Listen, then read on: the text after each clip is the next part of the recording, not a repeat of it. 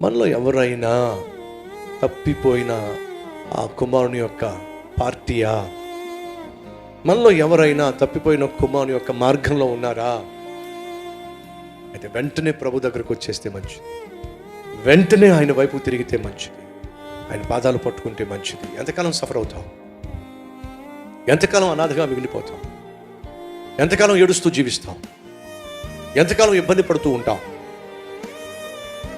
అటు ఆర్థిక సమస్య, ఇటు అనారోగ్య సమస్య, అన్ని విధాలా కొట్టబడుతున్నాం, అందరి చేత అవమానపరచబడుతున్నాం. అర్థం చేసుకునేవాళ్ళు లేక, ఆదుకునేవాళ్ళు లేక, ఆదరించేవాళ్ళు లేక, అడిగేవాళ్లే లేక అనాథగా ఎంతకాలం మిగిలిపోతాం? నిన్ను ఆదరించే దేవుడు ఉన్నాడు, నిన్ను అర్థం చేసుకునే దేవుడు ఉన్నాడు, నిన్ను ఆశీర్వదించే దేవుడు ఉన్నాడు, హక్కున చేర్చుకునే దేవుడు ఉన్నాడు, అన్నం పెట్టే దేవుడు ఉన్నాడు, అన్నీ ఇచ్చే దేవుడు ఉన్నాడు. ఆయన పేరే ప్రభు అయిన యేసు. రండి, ఆ యేసు ఎదుట మోకరిద్దాం, హృదయపూర్వకంగా చెబుదాం,